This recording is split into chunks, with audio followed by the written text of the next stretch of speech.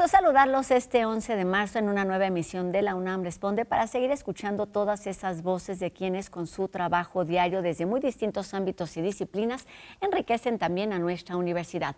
Hoy platicaremos de una iniciativa universitaria precisamente que se lanza con la intención de contribuir a esta crisis de desaparecidos que vive actualmente en nuestro país. Además les contaremos de una nueva iniciativa también que pueden disfrutar en las islas de Ciudad Universitaria para seguir conmemorando el 8M.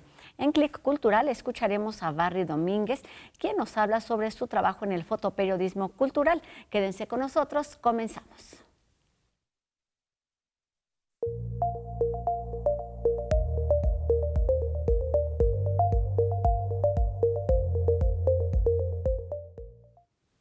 Frente a una de las crisis de derechos humanos más graves de nuestro tiempo, la UNAM pone en marcha el Seminario Universitario sobre Desaparición, Búsqueda e Identificación de Personas, una iniciativa interdisciplinaria que propone aportar conocimientos, investigación y propuestas en torno a esta situación que, de acuerdo a cifras oficiales, solamente en el 2024 registró más de 13,000 personas desaparecidas.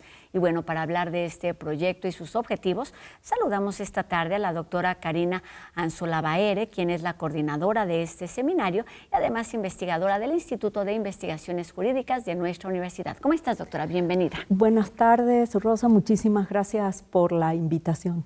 Pues un gusto que estés aquí con nosotros para hablar de este nuevo proyecto que se dio a conocer hace apenas unos días. Entonces está nuevecito, seguramente con muchas dudas, con muchas inquietudes, pero también con un objetivo claro. Primero comencemos por ahí. ¿Qué es lo que hace que este proyecto surja?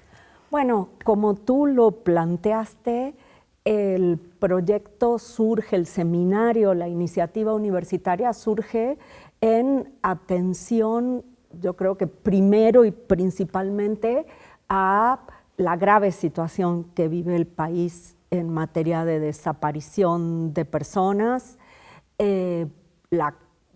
los desafíos que implica buscar personas desaparecidas e identificar a estas personas con vida o sin vida cuando se localizan.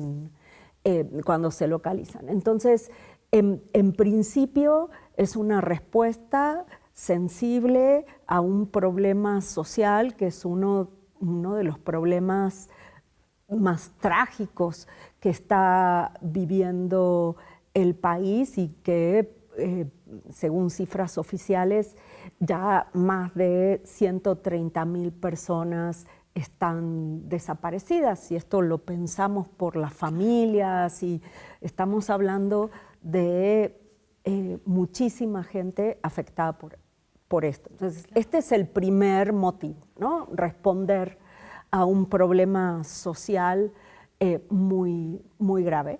Delicado y sensible además, y esto lo vamos a hablar en algún otro momento. Exacto, ¿no? Y por otra parte, poder coordinar y visibilizar a todas las iniciativas que ya tiene la universidad, que están trabajando y aportando a través de la investigación y la docencia a este tema, ¿no? El Instituto de Geología hizo trabajos, el de Geofísica, la Escuela Nacional de Ciencias Forenses, la Facultad de Filosofía y Letras, nosotros en el Instituto de Investigaciones Jurídicas a través del Observatorio sobre Desaparición e Impunidad. Entonces, a través de esta iniciativa, lo que se busca es dar un paso más en el aporte que puede realizar la universidad. Claro, vamos, es un trabajo que ya realizan, digamos, de alguna manera distintas instancias y que ahora el objetivo es articularlo para tener un alcance mayor. Pues como mayor. Volviendo a este tema, se trata de un tema sensible, delicado, que ya no sé decir si va o no en aumento, pero ayúdanos a entender un poco la radiografía de lo que sucede en el país, porque efectivamente no es un tema nuevo y lejos de irse controlando a pesar de los múltiples esfuerzos, iniciativas. Es un tema que sigue latente y que sigue afectando no solamente a 130,000 personas, sino a miles de familias. Exacto. A ver, yo primero quiero destacar una cosa. La desaparición no es un fenómeno nuevo en México. De acuerdo con los registros que tenemos, hay personas desaparecidas, registradas en la década del 50 y hay quienes hablan de los 30.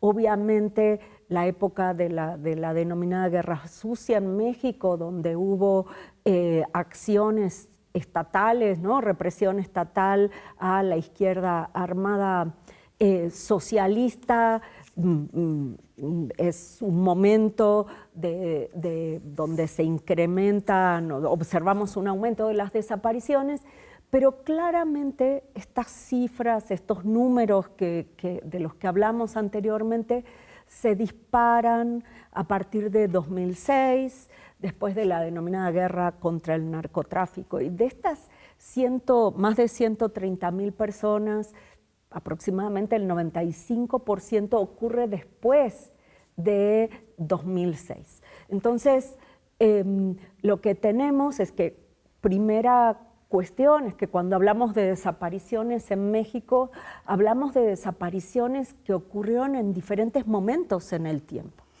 Y en diferentes circunstancias. En diferentes circunstancias, claro, ¿no? Entonces, tenemos desapariciones que a lo mejor ocurrieron lamentablemente ayer, y entonces lo que yo tengo que hacer para buscar es diferente de lo que yo tengo que hacer cuando algo ocurrió hace 50 años o 100 años atrás, y eso es un desafío muy importante.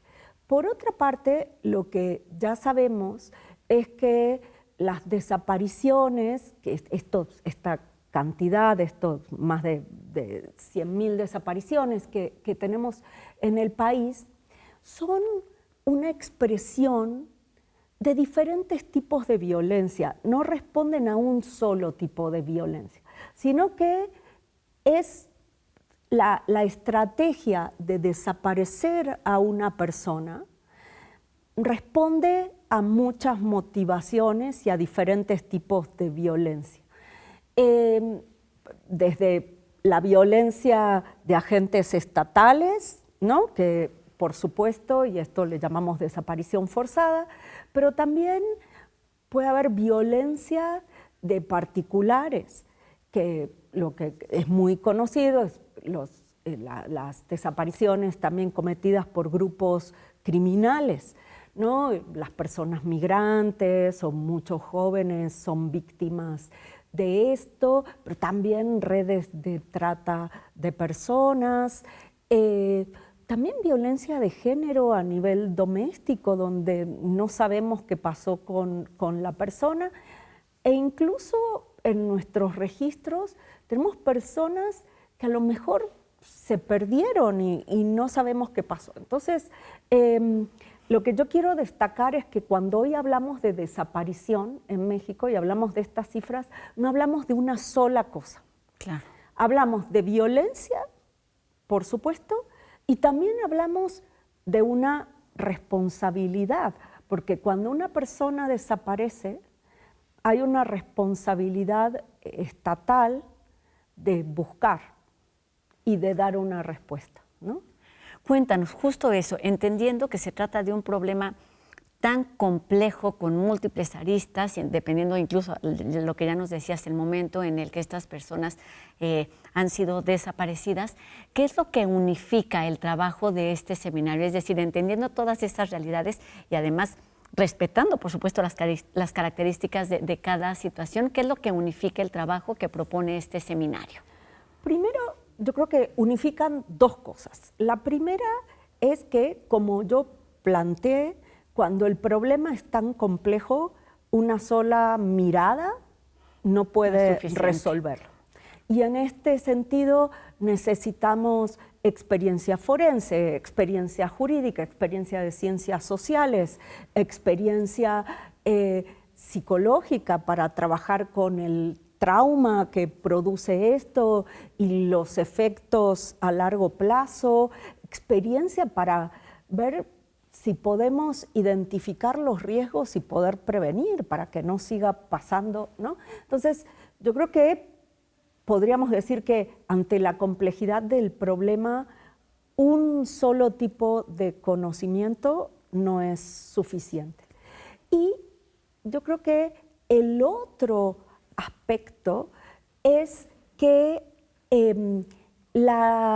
se requieren, ya hay mucha investigación realizada, no es que estamos partiendo de cero. Claro. Entonces hablamos de que con este seminario lo que buscamos es dar un paso más, ¿no? Para encontrar o tratar de alcanzar respuestas y propuestas a cuestiones que hasta ahora no lo pudimos hacer porque al principio teníamos que entender muy básicamente qué estaba pasando.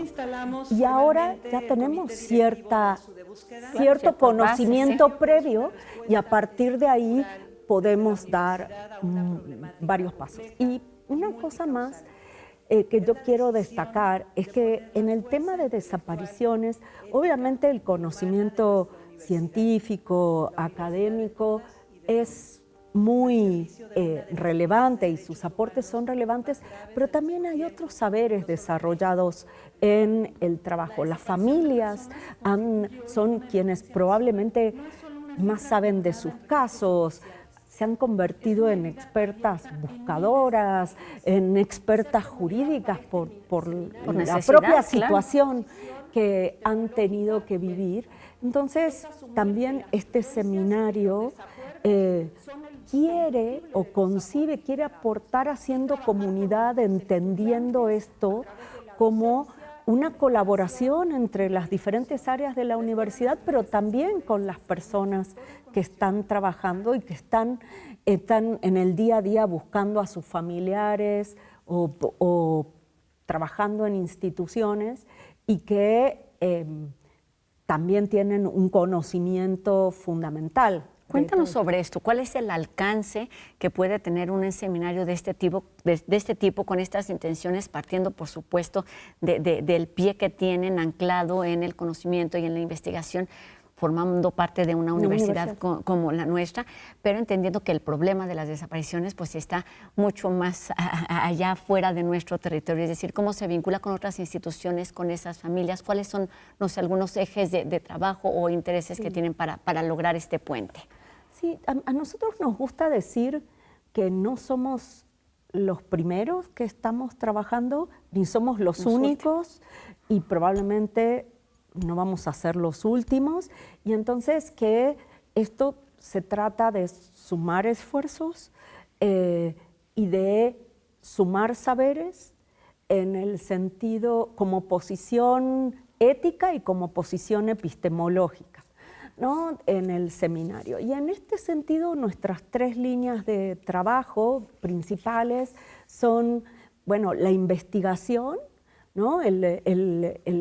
De alguna manera poder difundir la investigación que se está haciendo en la UNAM, los aportes que la UNAM está realizando día a día y que, por otra parte, también esto nos va a ayudar a abrir nuevas líneas nuevas preguntas y probablemente soluciones más integrales para aportar a lo que ya se está haciendo desde lo que podemos hacer en la universidad, que es investigar, enseñar y generar espacios de diálogo.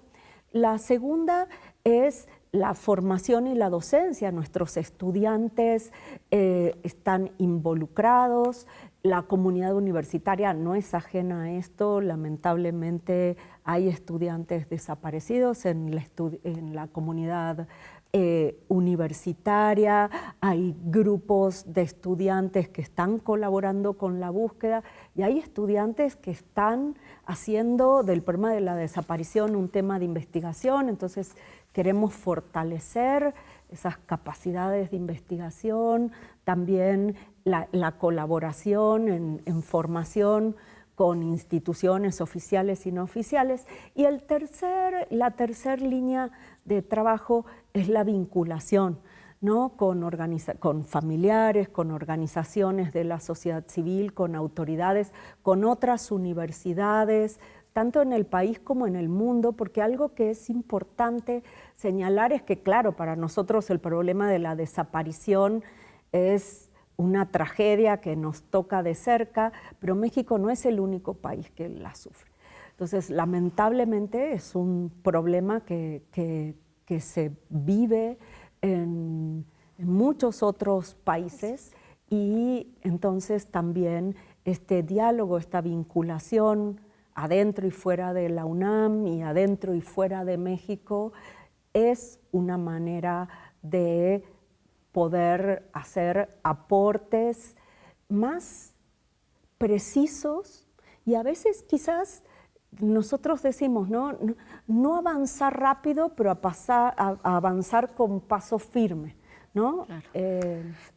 Entendiendo todo esto que dices, y bueno, para terminar la entrevista me gustaría justo eso, que entendiendo todas esas características que han ido cambiando dependiendo del momento y el espacio con relación a las desapariciones, ¿cuáles son los principales retos a los que se enfrentan hoy en día con este tema? Justamente desde el lugar en el que se encuentran, desde la academia y la investigación. Bueno, yo creo que ahí pondría un reto en la desaparición, uno en la búsqueda, uno claro. y uno en la identificación, ¿no? El reto de la desaparición creo que es el más importante que enfrentamos en este momento, es no solo cómo atender una vez que pasó la desaparición, sino cómo podemos prevenirla, cómo podemos evitar que siga sucediendo. Y con el conocimiento que ya tenemos, ahí hay un desafío, es decir, cómo podemos pensar la prevención, evitar que siga pasando.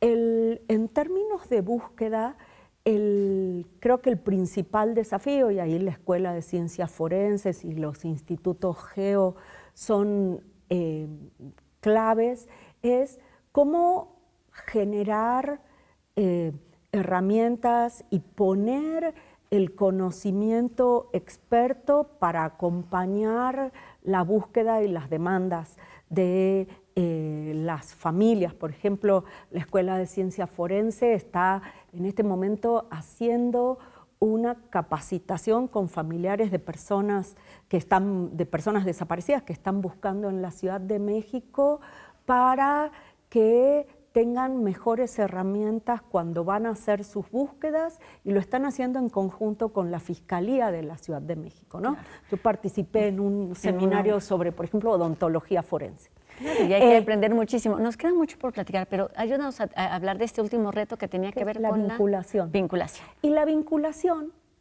justamente es aprovechar el espacio que tenemos en la universidad, el respeto que tiene la universidad para poder generar diálogos, discusiones y no tenerle miedo al disenso, ¿no?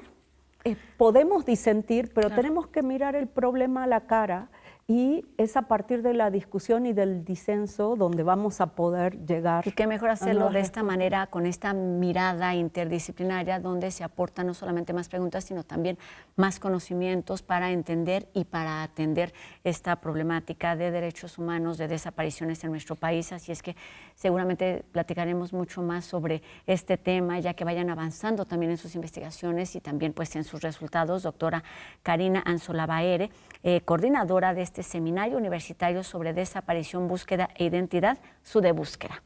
Así lo encontraremos, e investigadora del Instituto de Investigaciones Jurídicas de nuestra universidad. Un tema que de entrada requiere nuestra empatía y sensibilidad para quienes viven y atraviesan una situación relacionada con esta crisis. Gracias, doctora. Muchas gracias por la invitación. Bienvenida siempre. Y vamos con otro tema. Porque, bueno, un solo día no es suficiente para el 8M. Nuestra universidad conmemora el Día Internacional de la Mujer con una amplia agenda de actividades culturales, artísticas y de reflexión durante todo el mes de marzo, bajo el lema Derechos, Justicia y Acción por y para todas las mujeres y niñas. Esto lo hace con espacios para el diálogo y la creación colectiva, y uno de ellos es la 8ª jornada por el 8M, que se lleva a cabo mañana jueves 12 de marzo a partir de las 12 del día en las islas de Ciudad Universitaria, en donde habrá arte, música e información para toda la comunidad. El cierre estará a cargo de Andrea Echeverry, quien se une a esta jornada de resistencia y encuentro con sello violeta aquí en Ciudad Universitaria. Jacobo Dayan nos habla sobre las otras tragedias y redes de corrupción que siguen pendientes en torno al terrible caso del Rancho Izaguirre, que hace un año pues reveló el alcance del crimen organizado en Jalisco.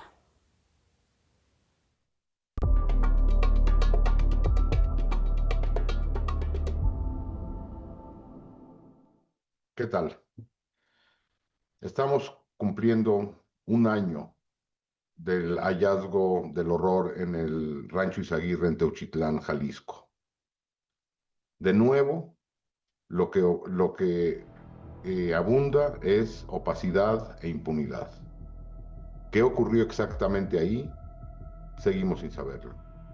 A quienes han detenido y procesado, a los de más bajo nivel, a los operadores, al presidente municipal, a algunos policías, no a una red que operaba diversos campos de reclutamiento forzado, de asesinato, para nutrir las filas del crimen organizado.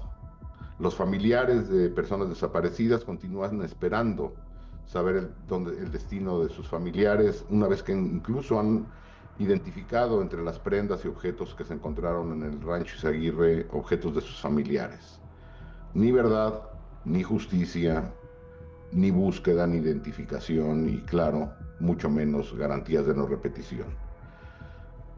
Con la captura, asesinato del Mencho, no se acaba ni la extorsión, ni el reclutamiento forzado, ni las desapariciones, ni los asesinatos, ni el narcotráfico, ni mucho menos. El Estado mexicano sigue apostando por meter los problemas debajo de la alfombra. Un año del Rancho Izaguirre y la impunidad a niveles medios y altos sigue existiendo, al igual que la opacidad absoluta. De esta manera, evidentemente, los fenómenos delictivos, criminales y violentos contra la población continuarán.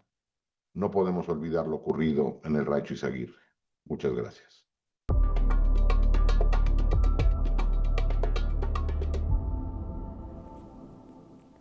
Clic Cultural pone en foco al admirado Barry Domínguez, que con su ojo sensible y una lente profesional nos da luz sobre los personajes del ámbito cultural que ha captado durante más de 3 décadas.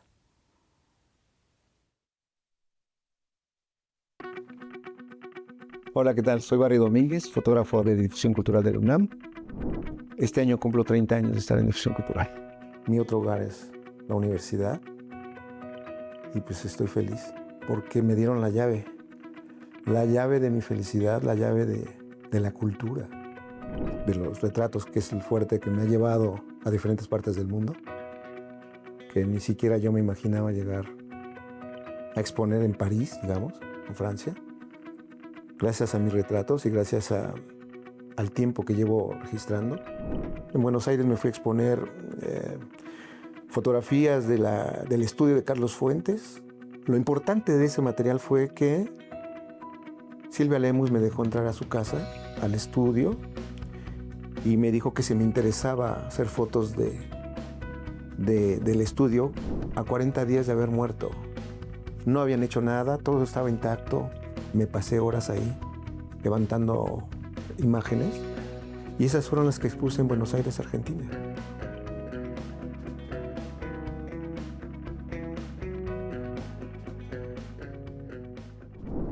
La fotografía no es una sola línea. La fotografía tenemos un abanico de contenidos.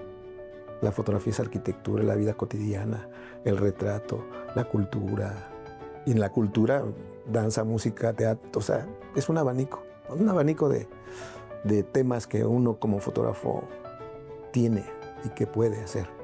Y me dicen, ¿tú cuándo te jubilas? Digo, la verdad yo no tengo pensado jubilarme jamás como fotógrafo. Y a mí la música me encantó siempre, pero más la pintura. O sea, yo siempre quise ser pintor. O sea, y no tuve clases, no tuve educación. Pero precisamente por esa pintura y por la arquitectura es mi estilo de trabajo y de mis retratos. Porque yo fui asistente de fotógrafo. Y me decían, tienes que armar todo. Pero en eso yo ya estaba haciendo fotos atrás. ¿Y qué pasa si están haciendo fotos de ahí atrás? Pues tenemos así, ¿no? Nos tapamos. O nos tapa el tripié o la caja de luz. Y eso para mí fueron elementos que hoy aplico en mi trabajo. Que me gusta jugar con elementos para retratar a los personajes.